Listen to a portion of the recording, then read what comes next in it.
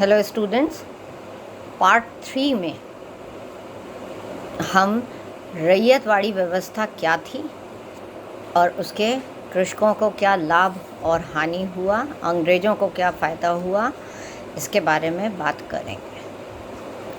Thomas Munro और एल्फिंस्टन की सलाह पर लॉर्ड हेस्टिंग्स ने 1820 में मद्रास प्रेसिडेंसी में रैयतवाड़ी व्यवस्था को लागू करा और 1825 में बम्बई प्रेसिडेंसी में रैयतवाड़ी व्यवस्था लागू करी। जैसा कि मैंने पिछले लेक्चर में ही आपको बताया था कि गुजरात में रैयतवाड़ी व्यवस्था को लागू नहीं किया गया था, बल्कि वहाँ पर जमींदारों के ही अधिकारों को सीमित कर दिया गया था, क्योंकि जिस प्रकार से वहाँ पर व्यवस्था थी, भू राजस्व की व्यवस्था थी, मेवासी और रास्ती दो श्रेणियों में बटा हुआ भू श्रेणियों में बटा हुआ था। तो उसको देखते हुए सिर्फ जमींदारों तक ही भू राजस्व व्यवस्था को सीमित कर दिया गया था। एल्फिंस्टन और थॉमस मुनरो ने इस व्यवस्था को यहाँ के अनुकूल माना, यानी कि मद्रास और बॉम्बे प्रेसिडेंसी में जमींदारी प्रथा की बजाय उन्होंने रैयतवाड़ी व्यवस्था को ज़्यादा अनुकूल माना, क्योंकि उनका कहना था कि रैयत जो है वह ही इस भू व्यवस्था का मूल आधार है। इसलिए उन्होंने किसानों के साथ में एक सीधा समझौता या सीधा करार करा, जिसके अनुसार उन्होंने जो व्यवस्थाएं इसमें करी थी वो व्यवस्थाएं अब निम्न प्रकार से हैं। पहला, कृषकों को जमींदारों के बजाय अब यहाँ पर भूस्वामी मान लिया गया था। अब सरकार कृषकों से ही लगान वसूल कर रही थी, ना कि जमींदारों से। दूसरा, हर रैयत अब बिना किसी पारस्परिक गारंटी के व्यक्तिगत रूप से कर देने योग्य मान लिया गया था। तीसरा, सरकार ने रैयत को यह आश्वासन दिया था कि भूमि का पट्टा या जो भी पट्टेदार होगा वह जब चाहे अपने ज़रूरत के हिसाब से उस भूमि के पट्टे पर उसको नोटिस देकर जो भूमि उसके पास में है उसे या तो वह छोड़ सकता है या किसी भाग को छोड़ सकता है, या वह मालगुजारी अगर वसूल नहीं कर पा रहा है तो ऐसी स्थिति में वह भूमि को किसी और को दे करके कर अदायगी से बच सकता है। चौथा जो क्लॉज इसमें था वह लगान की अदायगी न होने पर भूमि जब्त की जा सकती थी और लगान देते रहने पर अपनी भूमि पर कृषक जो था वह अपना अधिकार रख सकता था। आमतौर पर भू राजस्व प्रति एकड़ भूमि की उपज पर निर्धारित किया गया था और ऐसा करते समय भूमि का उसकी उपज के हिसाब से ही वर्गीकरण भी किया गया था। इस व्यवस्था में लगान भूमि के मूल्य के आधार पर निर्धारित किया गया था, न कि उपज के आधार पर। ये यहाँ पर ध्यान देने योग्य बात है कि भूमि की उपज पर अभी तक आमतौर पर प्रति एकड़ भूमि पर जो भी उपज होती थी उसके आधार पर लगान वसूल किया जाता था। तो भूमि की उपज का वर्गीकरण करते थे और उस आधार पर वे कर वसूल करते थे, परंतु इस व्यवस्था में भूमि की उपज के आधार पर न करके भूमि के मूल्य के आधार पर ही उन्होंने कर निर्धारण करा था। रैयतों के साथ में यह समझौता 30 वर्ष के लिए किया गया था और 30 वर्ष के पश्चात पुनः इसकी समीक्षा करने का प्रावधान रखा गया था। सरकार को यह अधिकार था कि वह पुनः समीक्षा करने के दौरान इसको बढ़ा भी सकती है या भूमि की उपज आदि का मूल्यांकन करके वह इस लगान को परिवर्तित कर सकती है, या भूमि अगर उर्वरक नहीं है तो भूमि के उपयोग से भी मना कर सकती है। तो इस तरह से हम देखते हैं कि जैसे सैद्धांतिक रूप से बिना सिंचाई वाली भूमि पर कर उपज का आधा भाग और सिंचाई वाली भूमि पर उपज का 60% लगान वसूल किया जाता था। अधिक उपज वाली भूमि, हम इसमें उपज का नाम ले रहे हैं, परंतु भूमि का मूल्य जो है वह उपज के आधार पर ही निश्चित किया जाता था।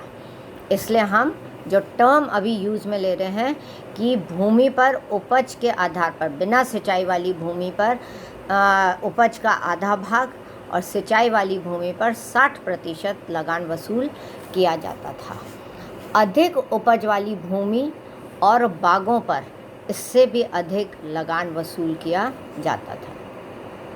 1822 में सरकार ने यह माना कि सिंचाई वाली भूमि का 1/3 भाग लगान के रूप में वसूल किया जाएगा।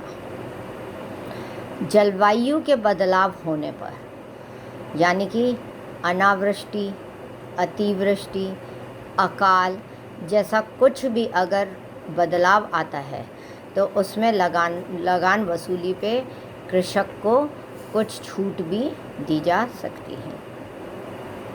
रीड के अनुसार ऐसी छूट के बाद बिना सिंचाई वाली भूमि पर उपज का 1/3 भाग और सिंचाई वाली भूमि पर जो अभी तक 60% लिया जाता था वो मौसम बदलाव के समय पे 40% सरकार ने लगान अब निश्चित कर दिया था। जहां आधा भाग उपज का बिना सिंचाई वाली भूमि पर कर लिया जाता था, वहीं अब 1/3 कर दिया था।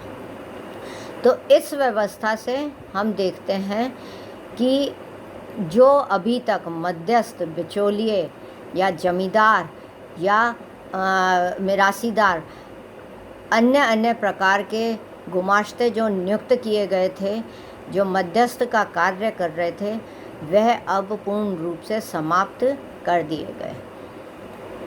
मद्रास में कंपनी ने भूस्वामियों को ही अब सामान्य आसामी बना दिया था और हैबली भूमि पर जिन लोगों का कब्जा था उनको अर्धदास की स्थिति पर पहुंचा दिया था, क्योंकि अब वे स्वामी नहीं रहे थे, वरन वे सामान्य कृषक की अवस्था में ही आ गए थे। तो इस प्रथा में सारी अनधिकृत भूमि पर सरकार ने अपना अधिकार कर लिया था और साथ ही अन्य जो सामुदायिक भूमि थी उस पर भी सरकार ने अपना अधिकार कर लिया था। तो मद्रास में इस तरह से जो भूमि अनधिकृत पड़ी हुई थी उन सब पर राज्य का अधिकार या ब्रिटिश सरकार का अधिकार हो गया था।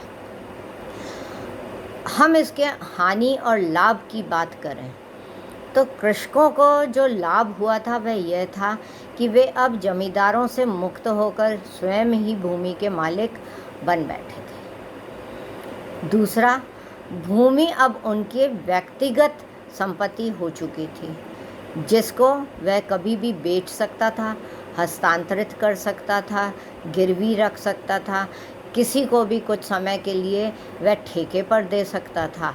यह उसकी इच्छा थी कि भूमि का उपयोग वह किस प्रकार से कर सकता है। तीसरा, लगान जब निश्चित हो चुका था कि इस मात्रा में हमें लगान देना है, तो कृषक उस लगान के निश्चित हो जाने से अब अपनी भूमि की उन्नति के लिए कार्य कर सकता था। यानी वह अगर भूमि को उन्नत अवस्था में लेकर के आता है और अगर उसका अधिक उत्पादन होता है तो वह अपने लाभ के लिए ही, यह उसका अतिरिक्त लाभ था और वह उसके लिए कार्य कर रहा था। कृषक अगले 30 सालों के लिए निश्चित हो गया था कि उसको इसी निश्चित लगान को सरकार को देना है। तो इस तरह से वह अपनी भूमि की उन्नति के लिए कार्य करके अपने स्वयं की आय में निश्चित रूप से वृद्धि कर सकता था और करने के लिए वह उसने चेष्टा भी करी। तो इस तरह से कृषकों को ये लाभ जो थे वे इतने सालों के पश्चात स्वयं भूमालिक होते हुए प्राप्त हुए थे।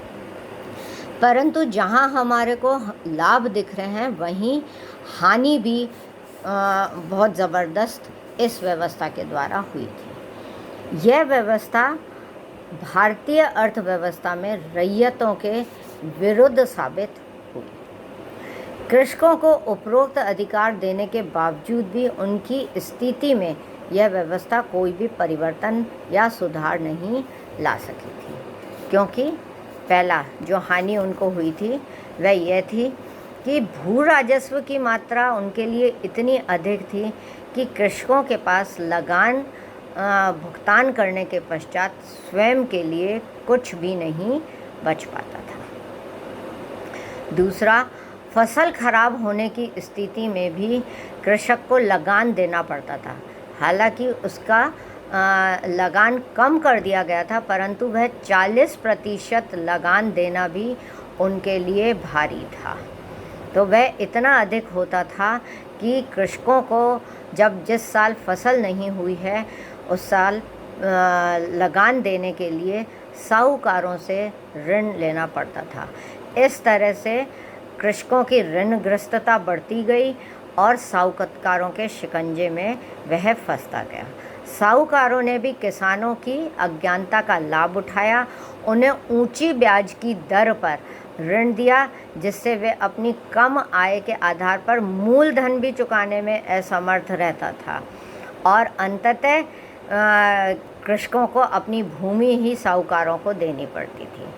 कई बार तो ब्याज में ही साहूकार इतनी गड़बड़ कर देते थे, वह उसको इतना ज़बरदस्त बढ़ा देते थे कि किसान तंग आकर के अपनी ज़मीन को ही साहूकार को ही बेच देता था। उस समय की इतनी खर्चीली और लंबी चलने वाली इस भू व्यवस्था के कारण किसान को अपने अन्याय के विरुद्ध अदालत में भी मुकदमा दायर करने की अनुमति नहीं दी गई थी। यह 30 वर्ष के लिए किया गया था, तो बहुत मुश्किल था कि वह इतने समय तक सेम उस पर अपना लगान देता रहे। 30 वर्ष के पश्चात जो नेक्स्ट पॉइंट है कि 30 वर्ष के पश्चात भी पुनर्समीक्षा के सुझाव के फलस्वरूप कृषक हमेशा इसी डर में रहते थे कि कहीं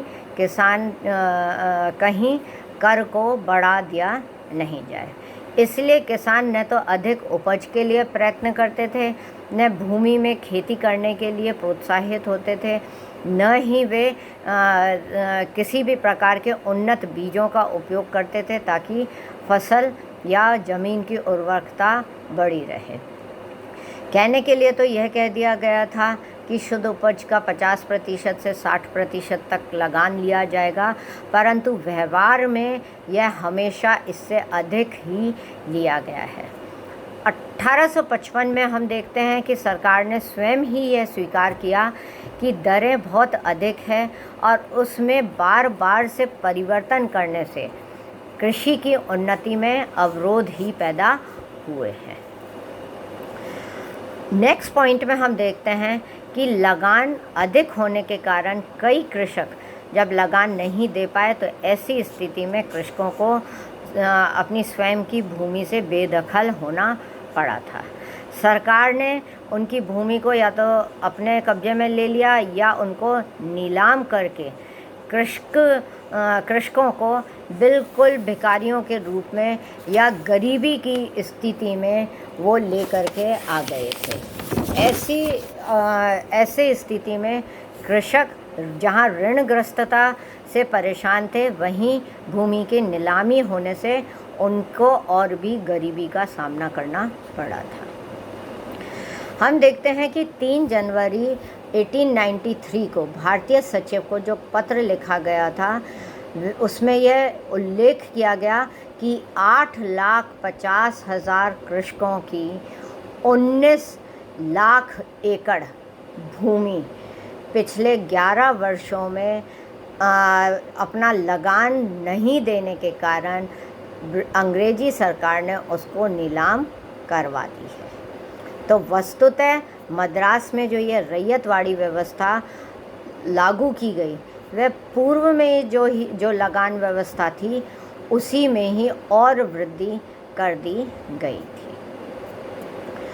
नेक्स्ट है कि लगान की दर जो थी वह चूँकि एक लंबे समय तक के लिए निश्चित की गई थी, अतः सरकार ने भी स्वयं को हानि से बचाने के लिए अन्न व उपज की बढ़ती हुई कीमतों के आधार पर नकद लगान वसूल करना प्रारंभ कर दिया था। इससे भी कृषकों को बहुत ही ज़बरदस्त नुकसान हुआ था। आर.सी. दत्त जिन्होंने इकोनॉमिक हिस्ट्री ऑफ इंडिया लिखा है, उनका कहना है कि लगान की पुनर्समीक्षा का अधिकार जो था वह रेवेन्यू अधिकारियों को दे दिया था और उन्हें पूर्ण और निर्बाध शक्ति दे दी गई थी कि किसी भी प्रकार से उन पर कोई प्रतिबंध नहीं था। ऐसी स्थिति में जब भी वे पुनर्विचार करते थे उन्होंने भू लगान को हमेशा ही बढ़ोतरी कर दी थी। काश्तकारों से लगान निश्चित करते समय भी उनसे कोई भी विचार विमर्श नहीं किया जाता था। उससे तो जब लगान वसूल निश्चित कर लेते थे तब बुलाया जाता था कि उनको इतना लगान या इस प्रकार से जो निश्चित लगान है वह उन्हें भुगतान करना है। स्थिति ये होती थी कि जब लगान की वृद्धि हो जाती थी तो वे लगान का भुगतान ही नहीं कर सकते थे, तो उनके पास एक ऑप्शन होता था कि वे वंशानुगत ज़मीन को छोड़ दें, बेच करके एक बार लगान वसूल कर दें, परंतु भावी जीवन के लिए वे भूखे मरने के लिए तैयार हो जाते थे। जब भूमि ही नहीं होगी, कृषि नहीं करेंगे तो वे आगे कैसे रहेंगे। तो इस प्रकार से हम देखते हैं कि रैयतवाड़ी व्यवस्था ने कृषकों को कोई भी लाभ नहीं दिया और 1853 में जो संसदीय जांच कमेटी बैठी थी उसने भी स्पष्ट कहा था कि लगान की ऊंची दर ही कृषकों की गरीबी का एक कारण है। एल्फिंस्टन ने तो 1821 में ही सूरत में जब लगान निर्धारण कर रहा था तभी यह मान लिया था कि यहाँ की कृषक प्रजा के पास पहनने को वस्त्र नहीं है और इतने गरीब हैं, तब भी यहाँ पर लगान बढ़ा दिया गया है। मराठा प्रदेशों में हम देखते हैं कि पूना, खानदेश आदि में 1817 ईस्वी में 80,000 पाउंड लगान निर्धारित किया गया था और 1818 में जब अंग्रेज़ों का आधिपत्य हो गया तब यह लगान बढ़ कर के 11,50,000 पाउंड कर दिया गया था और यही लगान 1837 और 38 तक जाते जाते 1,86 मिलियन पाउंड हो गया था। वहीं मद्रास क्षेत्र में लगान वसूली 1810 और 11 में हम देखते हैं कि 1 मिलियन पाउंड से कुछ अधिक थी, जो कि 1825 और 26 में 4 मिलियन के तक पहुंच गई थी।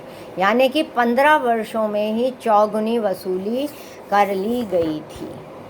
ताराचंद का कहना है कि जमींदारी प्रथा ने भूस्वामी और खेतीहर कृषकों के मध्य संबंधों में एक क्रांति ला दी थी, एक नया व्यवस्था वहाँ लागू करी थी, परंतु रैयतवाड़ी ने तो लेनदार और देनदार के मध्य संबंधों में एक क्रांति ला दी थी। इस प्रकार जो ग्रामीण समाज था वह शोषण की एक नए चक्र में फंस गया था। किसानों की सामान्य दशा में हम देखते हैं कि गिरावट आ चुकी थी। 1864 में मद्रास सरकार और लंदन की गृह सरकार ने तय किया था कि अगर लगान की दर कम कर दी जाए तो उपज में वृद्धि के साथ सरकार की आमदनी भी बढ़ेगी। अतः विविध उपजों में बाजार की दरों को लगान निश्चित करने का आधार माना जाए, यह उन्होंने सोचा था। और एक किसान से उसकी शुद्ध उपज का ही आधा भाग वसूल किया जाए। आगे चल कर के इसी आधार पर लगान वसूल भी किया गया था। परंतु ऐसी भूमि जो समय के साथ कम उपज देने लग गई थी, वहाँ पे लगान की दर कम तो कर दी गई थी, परंतु प्राकृतिक प्रकोपों के कारण कृषकों को उचित राहत नहीं दी गई थी।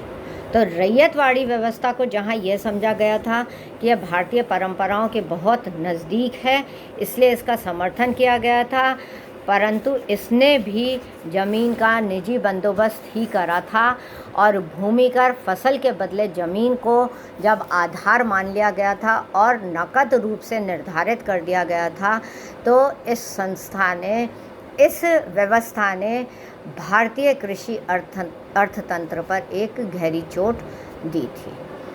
इसने भी जमींदारी प्रथा की तरह से ही कार्य करा कि भारतीय परंपरागत व्यवस्था को पूर्ण रूप से समाप्त कर दिया। निजी संपत्ति क्योंकि ज़मीन को बना दिया गया था, तो यह हुआ कि अब ज़मीन की खरीद फरोख्त शुरू हो गई थी, उसको किराए पे रख दिया गया था, उसको बेचा जाने लगा था। अभी तक भारतीय भू राजस्व व्यवस्था या भू संपत्ति में इस प्रकार की विचारधारा कहीं पर भी नहीं आ पाई थी कि भूमि का हम हस्तांतरण कर दें, परंतु अब यह नई चीज़ शुरू हो गई थी। हर किसान को ज़मीन की निजी अधिकार दे दिए गए थे और यह निजी अधिकार केंद्रीय सरकारी सत्ता ही उसको प्रदान किया करती थी और उसी को कर चुकाना पड़ता था। इसलिए सरकार और किसान का संबंध सीधा तो बना, परंतु व्यक्तिगत स्वतंत्रता गांव के जो अभी तक सामुदायिक व्यवस्था थी, जो एक दूसरे से परस्पर जुड़े हुए थे, एक दूसरे पे परस्पर निर्भर थे, वह व्यवस्था अब टूट गई थी और भूमि के हस्तांतरण ने सामाजिक गतिशीलता को बढ़ा दिया था। अब मजदूर ज़्यादा बनने लग गए थे, वे कृषक गतिशील होकर के गांव छोड़ कर के शहर की ओर बढ़ गए थे और उन्होंने मजदूरी का माध्यम अपनी आय का बना लिया था। इस तरह से पूरे ब्रिटिश भारत के लगभग 19% भूभाग स्थायी बंदोबस्त के अंतर्गत था, 29% भूभाग माहलवाड़ी के अंतर्गत लिया गया था और 52% भूभाग रैयतवाड़ी बंदोबस्त के अंतर्गत था, जो अंततः फेलियर सिद्ध हुए थे। Thank you so much.